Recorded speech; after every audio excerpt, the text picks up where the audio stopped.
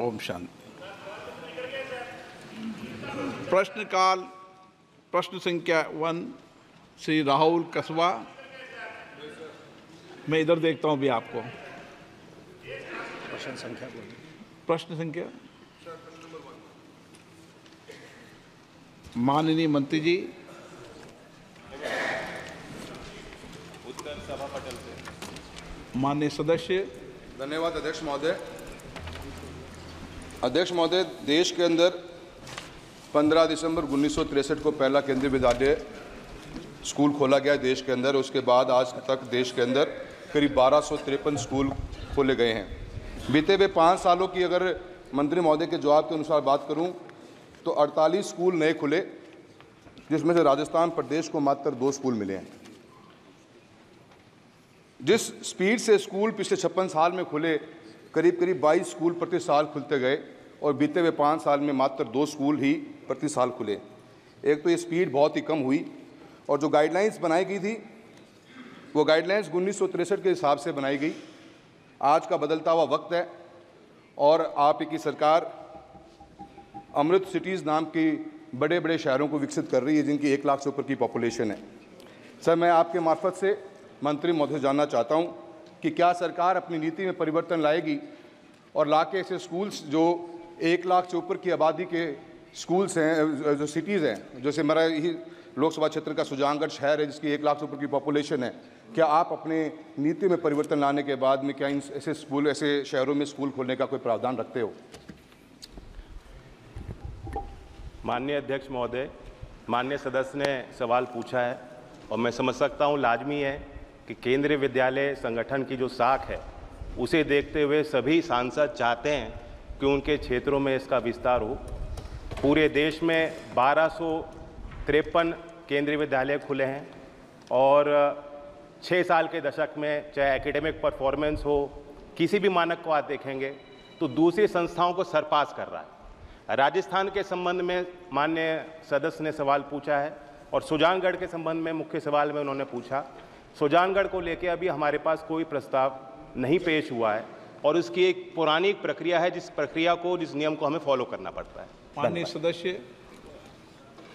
मंत्री महोदय, मैंने यही बात पूछी है कि क्या हम पॉलिसी को चेंज करने की कोशिश करेंगे, क्योंकि आज की तारीख में दूर दराज के अंदर जहाँ स्कूल है, आज मेरा केंद्रीय विद्यालय जहाँ चूरू में है उससे 150 किलोमीटर की दूरी पड़ती है सुजानगढ़ की, और हम चाहते हैं कि हर एक पॉइंट पे एटलीस्ट हम अमृत सिटीज़ को तो टारगेट करें जहाँ 1 लाख से ऊपर की पॉपुलेशन है, और सुजानगढ़ को भी आप इसमें प्रायोरिटी लेंगे। इसी तरह आपने जो भी अपने आंसर में बात बताई कि central institute of higher learning जो है उनके 12 स्कूल खोले गए पूरे देश भर के अंदर, जिसमें राजस्थान को एक भी स्कूल नहीं मिला। ये जरूर एक अच्छा कॉन्सेप्ट है, पर इस कॉन्सेप्ट के साथ में राजस्थान को इससे वंचित किया गया है। आप इसकी शुरुआत सुजानगढ़ से करना चाहेंगे? मेरा आपसे क्वेश्चन रहेगा। अध्यक्ष जी, जैसा मैंने अभी कहा, एक प्रक्रिया है और उस नीति के तहत केंद्रीय विद्यालय का निर्णय लिया जाता है। उसके कुछ मानक भी हैं। पहले तो हमें प्रस्ताव प्राप्त होना चाहिए, राज्य सरकार द्वारा होना चाहिए, गवर्नमेंट के मंत्रालय विभाग इसकी स्थापना कर सकते हैं। साथ साथ प्रोजेक्ट मोड में भी केंद्रीय विद्यालयों का निर्माण होता है। जो 12 केंद्रीय विद्यालय का जिक्र माननीय सदस्य कर रहे हैं वो प्रोजेक्ट मोड में भी हुए हैं। राजस्थान हमारी सरकार की प्राथमिकता रही है और आगे भी केंद्रीय विद्यालय संगठन की तरफ से वहाँ जो हमारी संस्थाएं हैं उनकी देखरेख को लेकर, उनके व्यवस्थाओं को लेकर हम निरंतर काम करते हैं।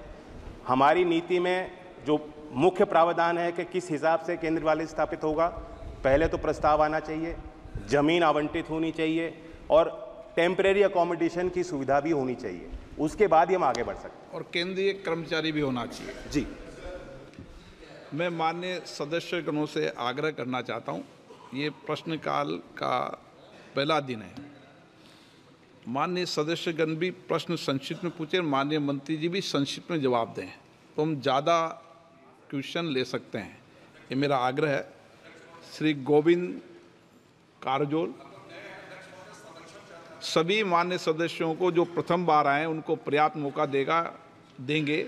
मैंने कनीमोजी जी को बता दिया, वरिष्ठ सदस्य को भी आग्रह किया है कि पहले प्रथम बार चुनकर आए उनको प्रश्नकाल में प्राथमिकता देने का मेरा आग्रह है, जिसको सदन मानेगा। आपको बोलने गोविंद अभी Govind Honorable Speaker, sir, my question number 1 to Education Minister. No, he is already answered. आपका क्वेश्चन नहीं तो पूछना। आप प्रश्न पूछें। Sir, Honorable Speaker, sir, my parliamentary constituency Chitradurga is the most backward in the country, and more than 52% of population belongs to SC, ST and Kadagolla community. They are very poor families and their children are not getting quality education. So I request the government to kindly instruct the competent authority to accord approval immediately. सभापति जी, सवाल मुझे नहीं दिखा, एक मांग उठाई गई है और मैं माननीय सदस्य को सूचित भी करना चाहूँगा कि उनका जो प्रस्ताव है अभी उस पर विचार हो रहा है, कई स्तर पे उसको एग्जामिन किया जा रहा है। माननीय मंत्री जी, मांग ही उठती है प्रश्नकाल में। मांग नहीं उठेगी तो क्या उठेगा प्रश्नकाल में? जी। शफी परमबीर।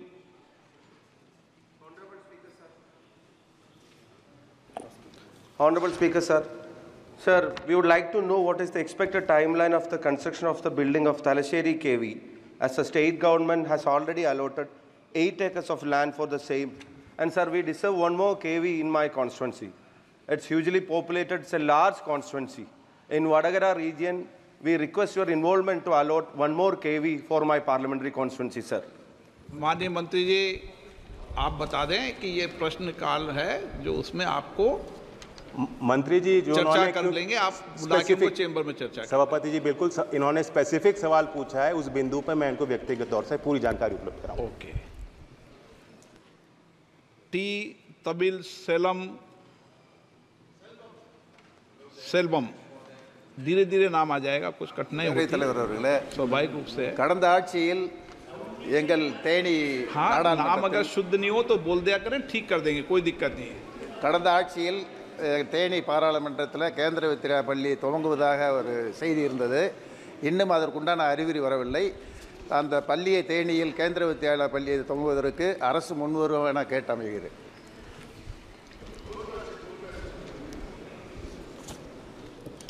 सभापति जी, जैसा उन्होंने खुद कहा है कि अभी उसकी कोई घोषणा नहीं की गई है, जब तक सैंक्शन नहीं होता उसकी घोषणा नहीं की जा सकती।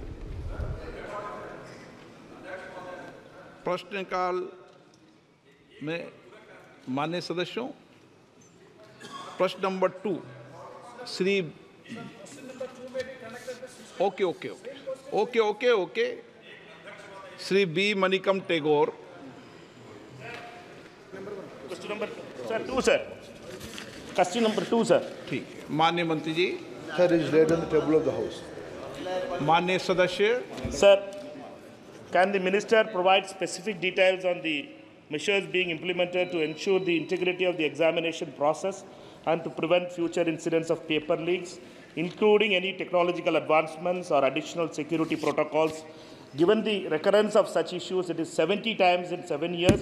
How does the minister plan to restore trust in the system? Same, sir. Speaker, sir, honorable member has raised a question regarding question paper leak in last 7 years, 70 times. Sir, with full responsibility, I would like to submit in front of House, through you, sir, there is no evidence of paper leak in last 7 years, in any numbers. So there are incidents, already this case, right now, Speaker, sir, this case is going in front of Honorable Supreme Court. All the things has come out, every question has put in front of Supreme Court. Honorable CJI is personally presiding over that bench, and with full responsibility I can say, in last, after NTA, more than 240 examination has been conducted, more than 5 crore students has been applied, and more than 4.5 crore students successfully participated in the examination. These are the all fact and records. Supplementary. Sir, in light of the severe breach in the examination process and the significant impact of over 24 lakh students, does the minister accept the responsibility for these failures? Given the gravity of the situation, the uphold accountability and integrity of the office, will the minister consider resigning? Speaker sir, I am here on the mercy of my leader, Prime Minister sir. So, whenever accountability comes, my government is collectively answerable to that. Sir, regarding anomalies and some information of malpractices, yes, Speaker sir, in the out of 4,700 centers, only due to proactive approach of Bihar police, only in one place in Patna and surroundings points, there is an incident of anomaly. Central Bureau of Investigation is getting into the details. Some action has been taken. Nothing is, when hiding nothing, everything is on record. Only singularly one incident is there. That is in around of Patna, and Bihar police and CBI are proactively taking action on that. Dr. V. Kalanidhi. Sir, it is unfortunate that the Honorable Prime Minister is not here for this discussion where this is of a national importance, sir. The Honorable Prime Minister was here. He could have waited for 5 minutes. Sir, I will tell you, sir, this NEET is a problem which is being faced in all states, sir, especially in Tamil Nadu. We have been, from its inception, we have been objecting to NEET, and we have said that the decision to implement NEET should be given to the states, sir. The states should be allowed to decide whether NEET should be practiced in the individual states or not. Sir, we have asked a question if there is a proposal to scrap NEET, and that question is loaded with the deaths of so many students, sir. Starting from Anita, so many students have died because of this NEET exam, and they come out with a single line, sir. At present, there is no proposal to scrap the NEET UG examination. We probably should write it on their deathbed, sir. We should write it on the students' deathbed that the government is saying that we have no proposal to scrap this thing. Sir, I request that this government should scrap NEET, and you are talking so much about the constitution, sir. Sir, during the emergency, you are talking about Samvidhan and all those things. Sir, 1 minute, sir, I will finish. Speaker, sir, with your permission, I would like to... Okay. Sir, I would like to submit in front of you, in front of this House through you, sir. Sir, let me inform this August House the background of the NEET. When this has been the singular All India examination pattern, when this has been decided. I am putting the facts in front of you. Sir, in 2010, for the first time, this decision has been taken by the then government. Sir, everybody knows in 2010 who was in the government, who has supported this government. First time in the 2010 this decision has been taken. Subsequently twice this issue has been raised in front of Honorable Supreme Court. Both the time Honorable Supreme Court has recommended for a single examination in all India level. At first, this examination was conducted by CBSE. Subsequently, the new agency, National Testing Authority, has been assigned to conduct this examination. This is a continuous process. From the 2010 onward, this debate is on. Those who have decided to conduct that examination in those days, today, due to political reason, they are putting fingers. Today, there is categorical answer from government. Due to Supreme Court's guidance and the instruction, single examination, All India pattern examination is very successfully on. And regarding Tamil Nadu, sir,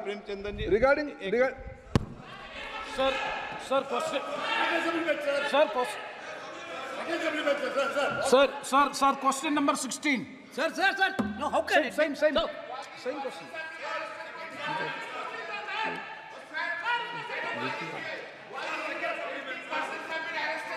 sir N K. Premchand, आप प्रश्न नहीं करना। N K. Premchandan ji, sir please. Sir, the basic issue before us is the credibility of the competitive examinations has already been lost. So 24 lakhs of students have appeared for the NEET UG examination this time. The corruption has started, begins from the date of registration. Now this time the registration date has been extended, and for correcting the Aadhaar updation, that has also been extended. And the leakage of paper has also happened in Patna. And after all these things, now the future of the students is in big danger, and they are very much apprehensive. They are all approaching us as the people's representative. So the point is, the CBI investigation is going on. So far, only one case is registered and one affair is registered. CBI investigation is going on, and a committee has also been constituted to look into it.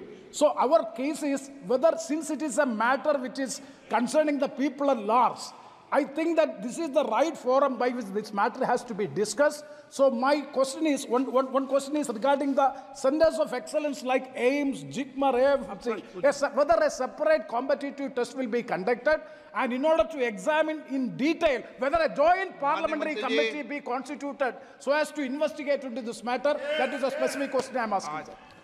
Honorable Speaker, sir, as I said in my previous reply, there is a background why this pattern of NEET examination is conducted. With utmost respect to this House, I am again politely saying, due to different views, Honorable Supreme Court has categorically twice said this centralized examination pattern has to be there.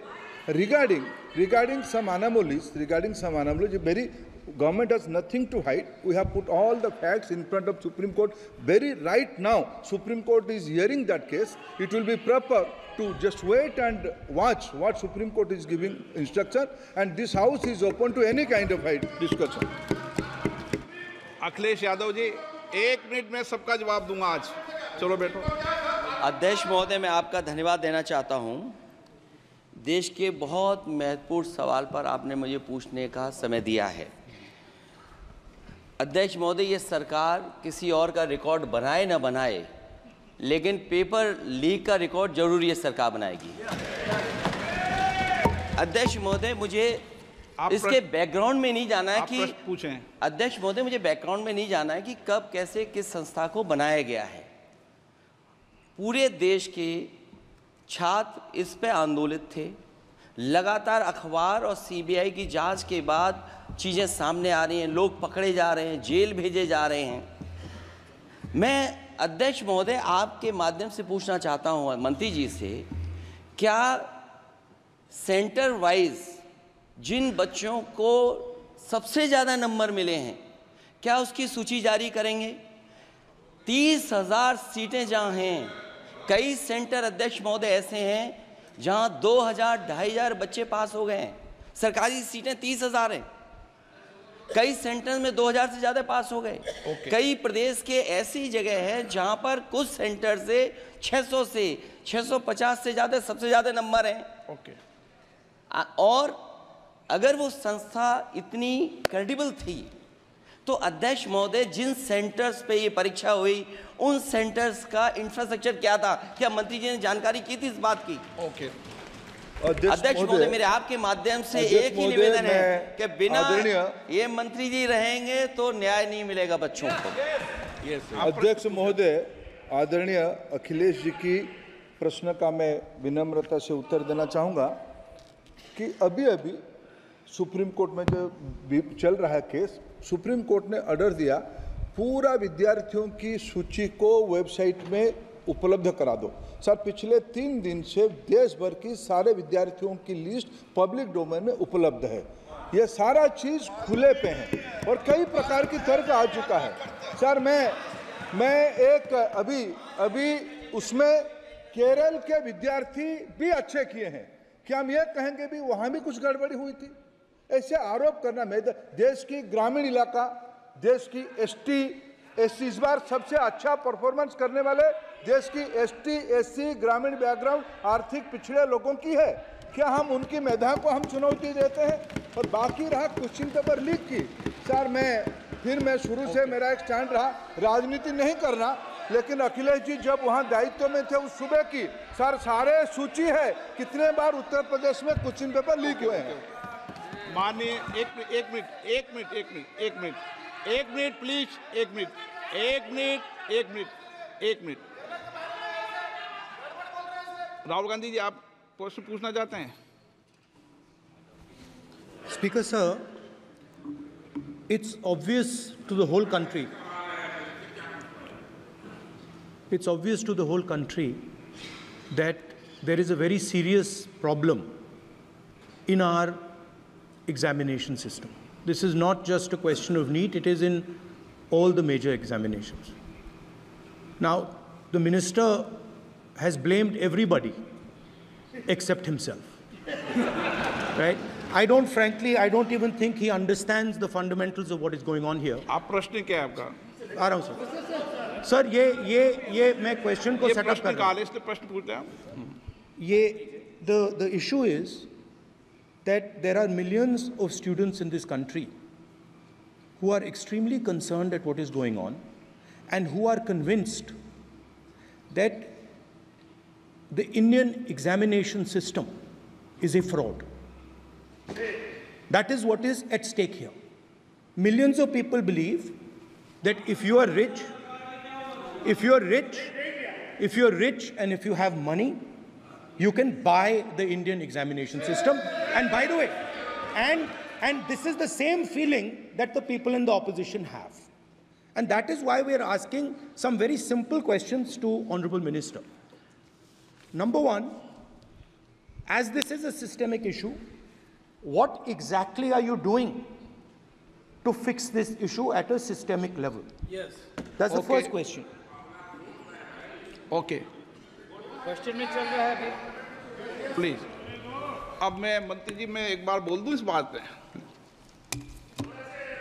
चलो मंत्री जी आप short में जवाब दो, फिर मैं बोल ही देता हूं। आज आप शॉर्ट में जवाब देना। अध्यक्ष महोदय, मेरे जो शिक्षा है, मेरे जो संस्कार है, मेरे जो सामाजिक जीवन है, मेरे को मेरे राज्य की, मेरे सूबे की जनता की स्वीकृति मिली है। मैं किसी की, मेरे बौद्धिक और मेरे संस्कार की सर्टिफिकेट मेरे को सारी सदन में किसी से नहीं चाहिए। देश की प्रजातंत्र में चुन के मेरे नेता प्रधानमंत्री मोदी जी को प्रधानमंत्री की भूमिका दिया है। मैं उनकी निर्णय से यहाँ उत्तर दे रहा हूँ सदन को। बाकी ये कहना चिल्लाने से सच झूठ नहीं हो जाएगा साहब। ये जो कहा गया देश की अभी की एग्जामिनेशन सिस्टम रबिश है सर, इससे दुर्भाग्यजनक बयान देश की नेता प्रतिपक्ष का कुछ नहीं हो सकता है सर। मैं कठोर शब्द से इसको निंदा करता हूं। बाकी रहा, मैं सर आपके सामने, आपके माध्यम से देश के सामने सर एक तथ्य रखता हूं सर। जिन्होंने रिमोट से सरकारें चलाई है, 2010 में 3 बिल आया था सर शिक्षा सुधार के लिए। उन्हीं की पार्टी के नेता आदरणीय कपिल सिब्बल साहब 3 बिल लाए थे। उसमें से एक बिल था एजुकेशन, उसमें एक बिल था prohibition of unfair practice bill 2010, जिसकी उद्देश्य एजुकेशन इंस्टीट्यूशन में माल प्रैक्टिस को बंद करना। सर मेरे सरकार की हिम्मत है, अभी हमने पब्लिक एग्जामिनेशन की रेगुलरिटीज में बिल लाए, कानून बनाए। क्या मजबूरी था कांग्रेस पार्टी की, क्या मजबूरी था नेता प्रतिपक्ष की? उन्होंने उस बिल को उल्टा किया, किसके दबाव में उल्टा किया? क्या निजी मेडिकल कॉलेज की दबाव में, उनकी घूसखोरी की दबाव में उन्होंने उस बिल को उल्टा किया था? सच सुनने की सामने नहीं है ये। मैं किसी की विद्वता पे प्रश्न नहीं उठाता हूं, लेकिन सच 2010 में शिक्षा सुधार की बिल उन्हीं की सरकार ने लाया था, दबाव में उन्होंने उल्टा किया। ये हमको प्रश्न पूछते हैं। एक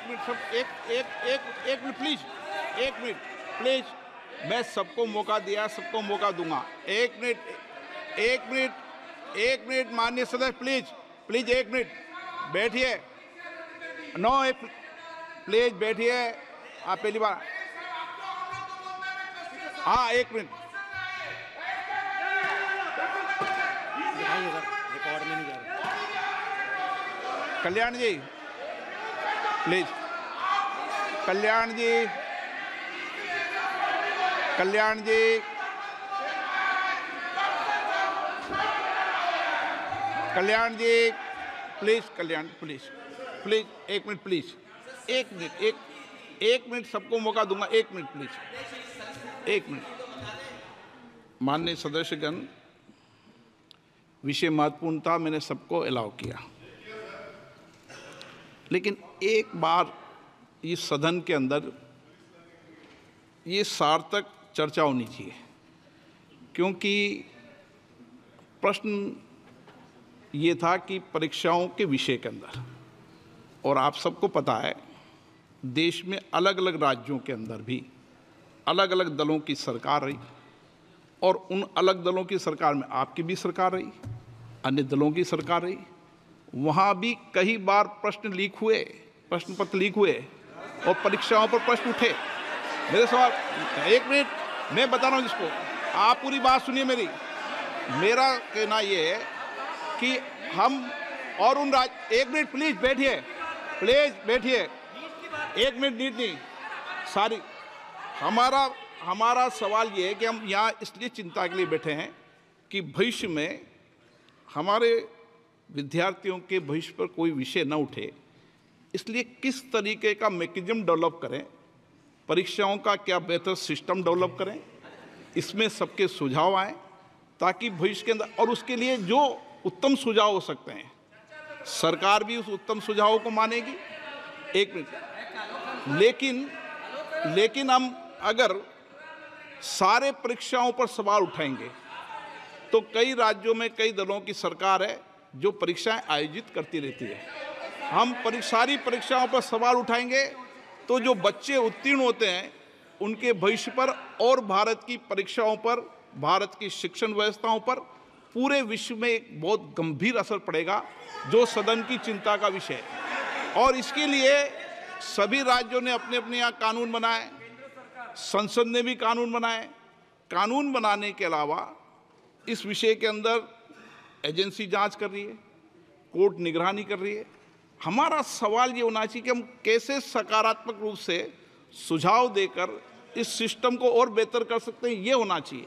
आरोप प्रत्यारोप से सदन नहीं है, आप बेहतर सिस्टम डेवलप करो।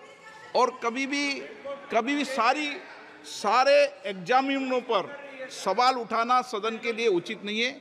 ये सदन इसके लिए है भी नहीं platform. No question number 3, Shri D Prasad Rao. प्रश्नकाल में सबको सवाल उठाने दिया और एक बार सवाल उठाने के बाद दोबारा नहीं उठाने दिया जाता।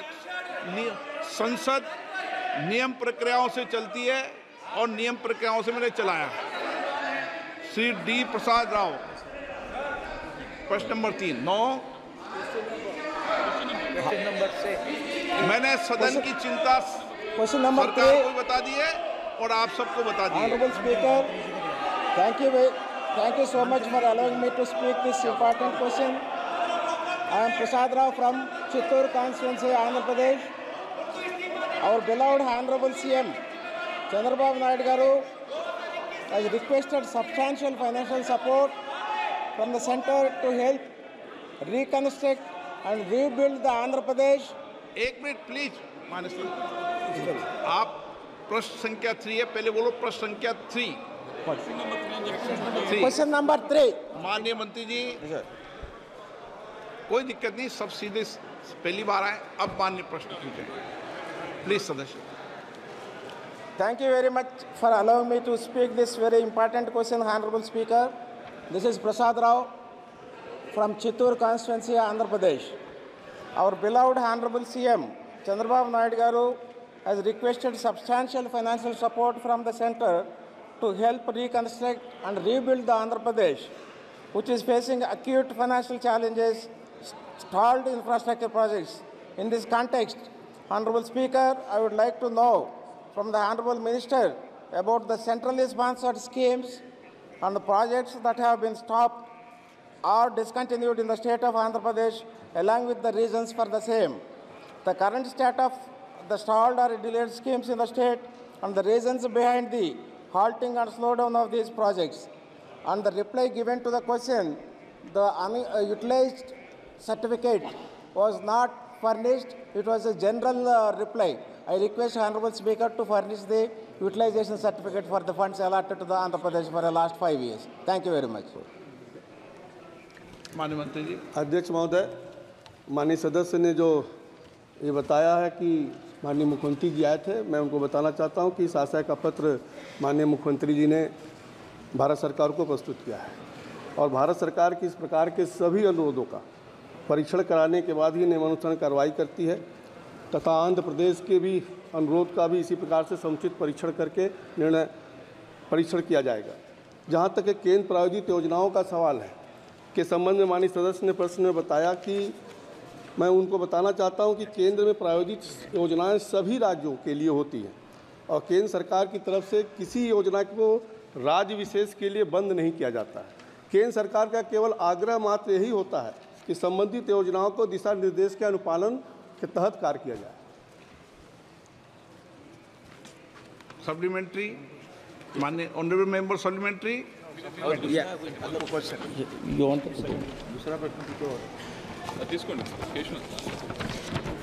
Question number 2। एक माननीय सदस्य 2 पूछ सकता है, मूल प्रश्न और सप्लीमेंट्री। कोई बात नहीं, पूछना है तो कोई अनिवार्य नहीं है, कोई बात नहीं।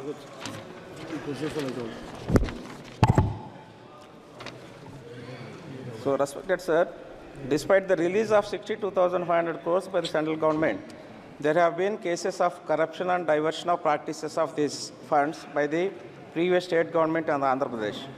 As a result, the centrally sponsored schemes implemented over the past 5 years have not been reached the people of the state. This is highlighted in the white papers released by our Honorable Chief Minister Sri Chandrababu Naidu Garu, especially in the ones related to Polavaram irrigation project and the development of our capital, Amaravati. In the light of this, I would like to ask the Honorable Minister, have there been any reported issues of fund diversion or misallocation of related to these funds in the state of Andhra Pradesh in the past 5 years? The second one is, if such issues have been reported, the detailed information on these instances and the measures taken to address them may be furnished. Thank you. माननीय मंत्री जी। माननीय अध्यक्ष जी, मैंने पहले भी बताया कि केंद्र प्रायोजित योजनाओं का कहीं ना कहीं केवल भारत सरकार का होता है कि जो दिशा निर्देश उसके अनुसार पालन किया जाए। जहाँ तक पोलवरम और उसके विषय में, राजधानी के विषय में बात किया है माननीय सदस्य जी ने कि आंध्र प्रदेश राज्य पुनर्गठन अधिनियम 2014 के माध्यम से जो आंध्र प्रदेश की आर्थिक सहायता के लिए मात्र बना था, उसके लिए भारत सरकार ने अब तक जो रिसोर्स गैप के मध्य में 1678.76 करोड़ रुपये, जो रायसीना उनका पिछड़ा जिला है 7, उसमें 1750 करोड़ रुपये, और राजधानी अमरावती की जो बात कर रहे हैं उसमें 2500 करोड़ रुपये, और पोरोलम नेशनल इरिगेशन के लिए भी 15,147 करोड़ रुपये, और विशेष सहायता उपाय के लिए 15.81 करोड़ रुपया दिया गया है। लगभग 35,492 करोड़ रुपये अब तक भारत सरकार आंध्र प्रदेश सरकार को दी चुकी है। Shri K C. Nenan Shivnath.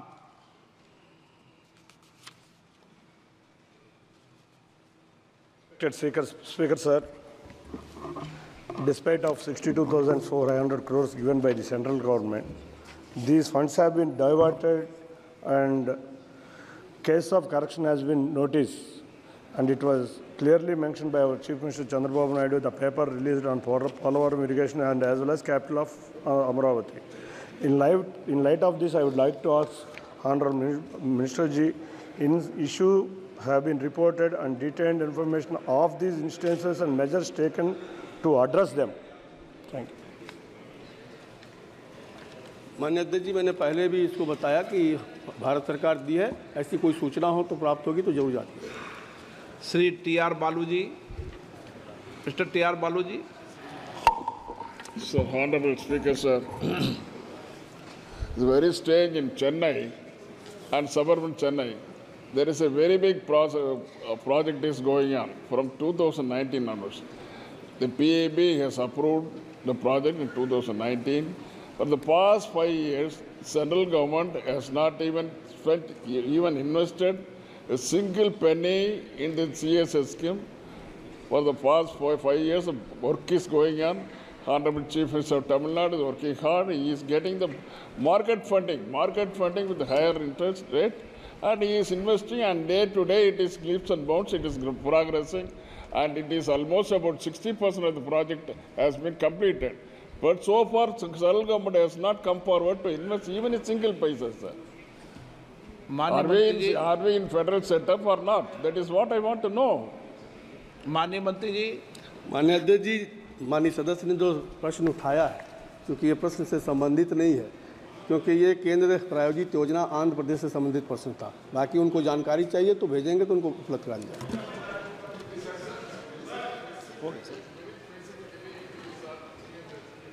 Okay, CM Ramesh. Whether there is any monitoring mechanism in the Ministry of to oversee that funds disbursed to the state government for centrally sponsored schemes have been utilized for the intended purpose, and whether officials to the ministry had undertaken any field visits in this connection. If his field visit is there, have you found any fault? What is the action is going to be taken?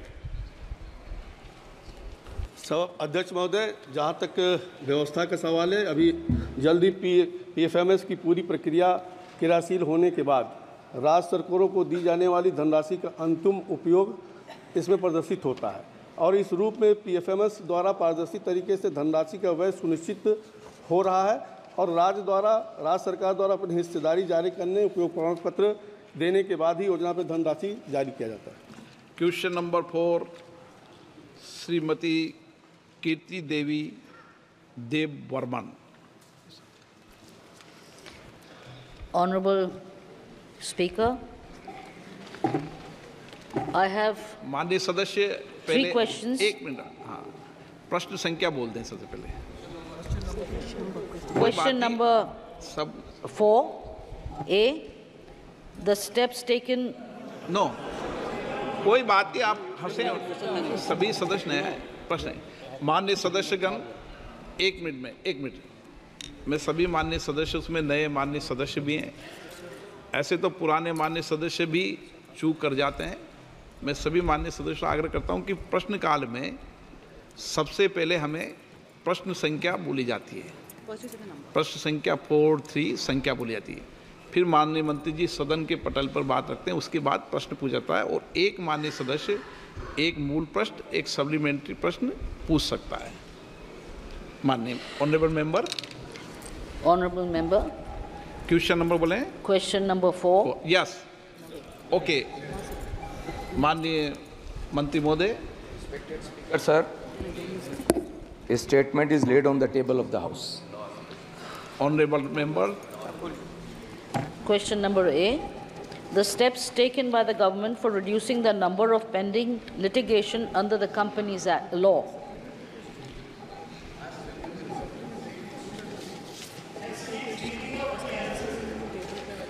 Honorable.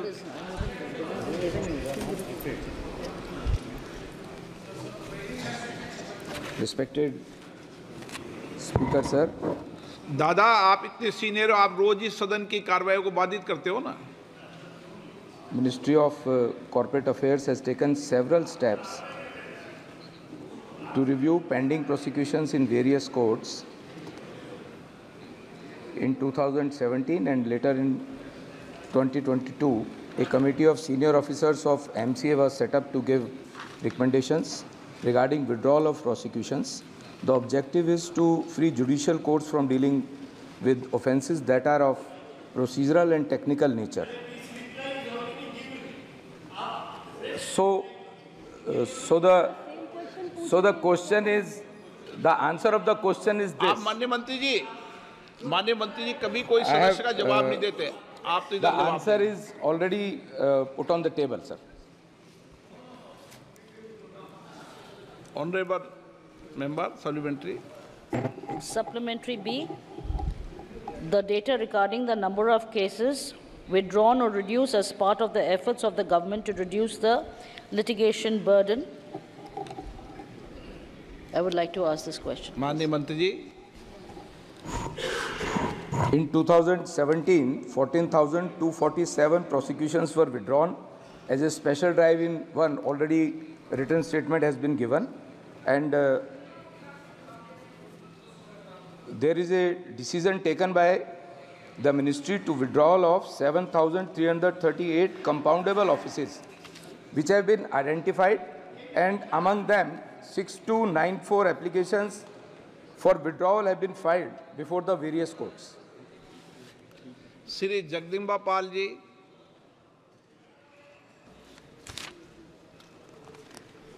अध्यक्ष जी, मैं बहुत आपका आभारी हूँ कि माननीय मंत्री जी ने इस प्रश्न का जवाब बहुत विस्तार से दिया।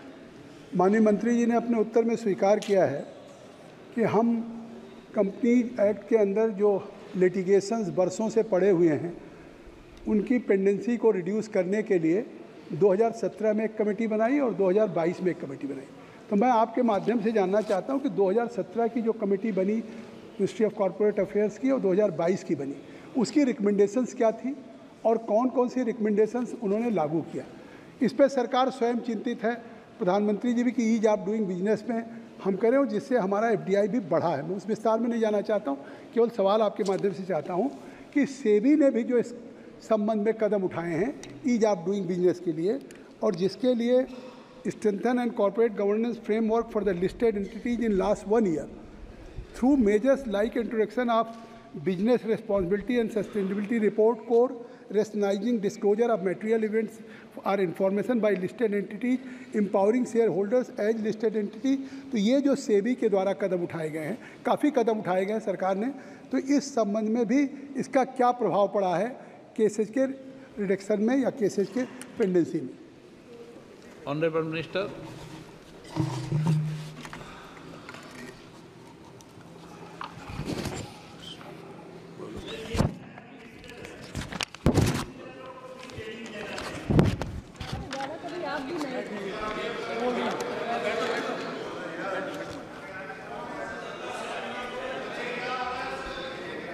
Sir, please allow me.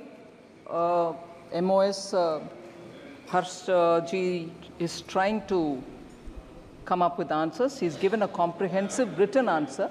Maybe he'll take a while to be able to articulate it orally. But I just want to add some things which are very important from the point of view of the First Lady member who's asked this question, and also Shri Jagadambika Pal. Sir, Ministry of Corporate Affairs has taken a lot of steps towards reducing pending cases, and as was mentioned earlier, there was a special drive phase 1 and a special drive phase 2. Special drive phase 1 was in 17, special drive phase 2 has been implemented in 23. Till July of 24, that is this month, 15th, 6,294 applications for withdrawal have been filed before the various courts. Now, specifically on ease of doing business, a lot of steps have been taken, nearly 11 steps which have been given in the written reply. So, nearly 11 steps have been taken which were mentioned worthy, which are being specifically said in the reply. But most importantly, decriminalization of 63 major offences. एक minute माननीय सदस्य, बैठे बैठे प्रश्नकाल में नहीं बोला जाता है, टिप्पणी नहीं की जाती है, ठीक है ना माननीय मंत्री जी। So 63 offences have been decriminalized, and as a result of which companies today are able to carry on their functions without the worry of compliance. There was a central processing center which has been set up so that specified non-STP e-reforms can also be, e-forms related questions can also be taken up. So the most important part of this is zero fee for incorporation has been brought in for companies with authorized capital of up to 15 lakhs, meaning small companies which have small capitals with which they start their business, there is no fee charged. These are as a matter of ease of doing business, other than simultaneously acting on reducing the pendency in the courts. Therefore, this question which relates to ease of doing business and also reduction of pendency has both sides on which the minister is trying to answer. Sir, the most important question which Sri Jagdambika Pal raised about the SEBI, sir, I want to underline the fact that the reforms which have been brought by the SEBI, particularly in timelines which have been given for settlement of claims, is a remarkable step taken forward, and our markets have also been, and companies have also benefited from it. In fact, we are far ahead of the very many other countries where companies law operate. They are still not able to settle claims within even T+6, T+5 or T+4. We have even come to T+1, which is effectively being run today. So SEBI-related reforms also are coming up with ease of doing business and treating both all stakeholders with great comfort. So this question is a very large, this question pertains to a large area of reforms in companies' matters, both related to pendency reduction and ease of doing business. So the question that, that was getting answered by our new MOS was actually a larger context on which the written answer is far more comprehensive than what the minister has tried to start answering with. But new ministers will take a bit of while, but for us to listen to them, all of us, I would request all of us to kindly accommodate their attempt to answer. Shri Shashi Tharoor ji. Mr. Speaker, the Honourable Minister has given us a kind of laundry list of initiatives, but she's overlooked a very crucial issue, sir, which is that 67% of the pending litigation cases relating to insolvency have exceeded the 270-day time frame, precisely because there has been no attention paid to the staffing levels of the NCLAT, sir. For example, all the southern states, all 5 southern states and 2 UTs, we have 1 NCLAT in Chennai. And there, sir, according to a media report, the bench has 1 stenographer who doubles up as PA to the technical member, and the registrar sits in Delhi. Sir, this is a preposterous situation. What I would like to ask the Honourable Minister is, what is she doing, what is the ministry doing about giving some attention to the staffing crisis facing the NCLATs, and in particular for the southern states? Would she be willing to consider a separate NCLAT for a state like Kerala, where our cases are pending for so long, sir? Thank you, Mr. Speaker. Sounds very interesting to say I've given a laundry list, but we have done so many reforms, so we need to list it all.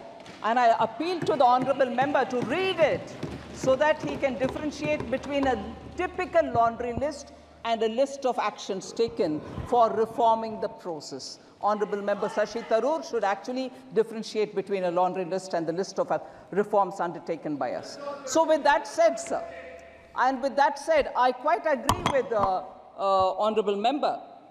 Staffing and filling up the vacancies of NCLT and NCLAT is a challenge which we are trying to meet. We are certainly conducting periodically interviews and also advertising for positions and working with the Supreme Court so that we get the right members to appoint them in the various company law tribunals. Yes, it is the truth that there is only one NCLAT, and that is located in Tamil Nadu. I'm sure for now at least, the southern states would find that it is not located in the north and it is in Chennai, and therefore for now at least NCLAT in Chennai would serve the purpose. However, I do appreciate that we need to have greater number of appellate tribunals, but this is not something which I can just do. Oh, sir, my mic is off. So it's not only the opposition members' mics which are getting off, even mine is off, if that satisfies you. Sir, but my answer is not complete. NCLT, both NCLT and NCLAT appointments are being taken up seriously by all of us. We are trying to fill it speedily. Let me assure the member that filling up these positions are happening with greater sense of urgency. Question number 5, Srimati Aparajita Sarangi. Question number 5, sir. Honorable Mantri ji. सदन के पटल पे रखा गया है श्रीमान. माननीय सदस्य। Speaker, sir, promoting libraries is crucial for fostering a culture of lifelong learning. National Mission on Libraries was formulated by the central government in 2014. And the main intention of this particular scheme was to enhance the accessibility to knowledge and resources across India. Since 2014, the year in which this scheme was grounded, till today, we would like to know as to what kind of initiatives have been taken by the Government of India, the Ministry of Culture, to raise awareness among the people regarding the benefits of the scheme, and what is the nature of the community engagement and the community outreach. I would request Honorable Minister Culture to enlighten us. माननीय अध्यक्ष महोदय, माननीय सदस्य ने जो प्रश्न किया है वो निश्चित ही अत्यंत महत्वपूर्ण है और समाज जीवन से जुड़े हुए और व्यक्ति के जो है जीवन में जुड़ी हुई शिक्षा जैसे महत्वपूर्ण विषय पर प्रकाश डालता है। लेकिन हम सब जानते हैं कि लाइब्रेरी एज पर 7th schedule of the constitution ये स्टेट का सब्जेक्ट है और स्टेट का सब्जेक्ट होने के नाते प्राइमरी रिस्पॉन्सिबिलिटी लोगों को इसके साथ में जोड़ना, लोगों की लाइब्रेरी के साथ में जुड़ाव हो, लोगों का अध्ययन करने की अध्ययनशीलता बढ़े, ये रिस्पॉन्सिबिलिटी, जन जागरण करने की रिस्पॉन्सिबिलिटी राज्य सरकारों के साथ में है। भारत सरकार नेशनल मिशन ऑफ लाइब्रेरी के माध्यम से राज्यों को उनके एफर्ट्स को सप्लीमेंट करने के लिए धनराशि और संसाधन मुहैया कराती है। माननीय सभापति महोदय, मैं आपके माध्यम से माननीय सदस्य और सदन को अवगत कराना चाहता हूं कि लाइब्रेरीज़ के फिज़िकल इंफ्रास्ट्रक्चर को बढ़ाने के साथ साथ में राजा राममोहन राय लाइब्रेरी फाउंडेशन के माध्यम से विभिन्न लाइब्रेरीज़ को स्टेट्स में ग्रांट सप्लीमेंट करके राज्यों के द्वारा किए गए निवेश के अनुरूप ग्रांट सप्लीमेंट करके वो अपने यहाँ पर लाइब्रेरी एक्सपीरियंस को एनहेंस कर सकें, रीडिंग मटेरियल को बढ़ा सकें, इसके लिए समुचित प्रावधान किए गए। और इसके साथ साथ में नेशनल वर्चुअल लाइब्रेरी सेटअप करके जिस वर्चुअल लाइब्रेरी में हमने लाखों की संख्या में पुस्तकों को उपलब्ध कराया ताकि लोग आज के इस तकनीकी के युग में अधिकतम लोग उसका लाभ उठा सकें। मैं आग्रह करूंगा माननीय सदस्यगण जितने भी यहाँ उपस्थित हैं वो सब अपने क्षेत्र में जिस तरह से लाइब्रेरीज़ को, डिस्ट्रिक्ट लाइब्रेरीज़ को स्ट्रेंथन स्टेट ने किया, भारत सरकार के एफर्ट से किया है, कुछ जगह पर ग्रामीण लाइब्रेरीज़ को भी हमने स्ट्रेंथन किया है, स्टेट लेवल लाइब्रेरीज़ को भी स्ट्रेंथन किया है। उसके बारे में अधिकतम जागरूकता अगर अपने क्षेत्र में बढ़ाने के लिए सहयोग करेंगे तो निश्चित ही उसके माध्यम से हम लाइब्रेरीज़ को कब तक लोगों को पहुंचाने में और अधिक सफलता प्राप्त कर सकेंगे। आप सब known for its rich cultural heritage with diverse traditional systems of knowledge. I would request Honorable Minister Culture to tell us as to how is the National Mission on Libraries helping the preservation and dissemination of traditional systems of knowledge. एक नया member का प्रश्न आ रहा है इसलिए मैंने उसको पूछा लूं, फिर एक साथ जवाब देना। डॉक्टर राजीव भारद्वाज।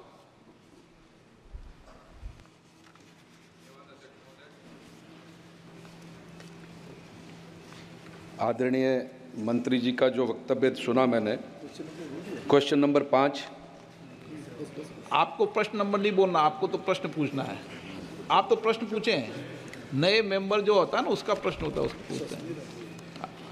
मुझे अपने लोकसभा क्षेत्र के संदर्भ में अंतर्राष्ट्रीय संस्कृति मंत्री जी के द्वारा राष्ट्रीय पुस्तकालय मिशन के अंतर्गत मेरे लोकसभा क्षेत्र में ये 2 जिलों में विभक्त है, जिला कांगड़ा और चंबा। इसके संदर्भ में मुझे ये पता करना है कि मेरे क्षेत्र में इस लाइब्रेरीज़ कितनी लाइब्रेरीज़ हैं और उनके संदर्भ में कितनी धनराशि उपलब्ध करवाई गई। माननीय मंत्री जी। माननीय सभापति महोदय, माननीय सदस्य ने जो प्रश्न किया है कि हिमाचल प्रदेश के लोकसभा क्षेत्र में स्पेसिफिक लोकसभा क्षेत्र में कितनी लाइब्रेरीज़ हैं और उन पर कितना धनराशि मुहैया कराई गई है। नेशनल मिशन ऑफ लाइब्रेरी राज्य में एक लाइब्रेरी और एक डिस्ट्रिक्ट लाइब्रेरी को मॉडल लाइब्रेरी बनाने के लिए जो फंड देती है उसके अतिरिक्त भी जो छोटी लाइब्रेरीज ग्रामीण स्तर पर बनती है, मैं खुशी के साथ में ये कहना चाहता हूँ कि हिमाचल प्रदेश जैसे प्रदेश ने, जो इतना छोटा प्रदेश है, उसने अपने रूरल लाइब्रेरीज़ को अपग्रेडेशन के लिए लगभग 800 से ज़्यादा लाइब्रेरीज़ को भारत सरकार ने जो है वो धनराशि मुहैया कराई है।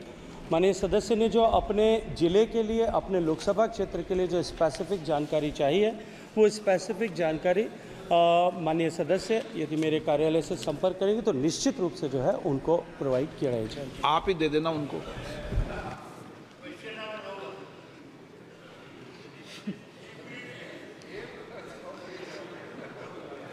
दादा आप नहीं हो तो सदन अच्छा नहीं लगे।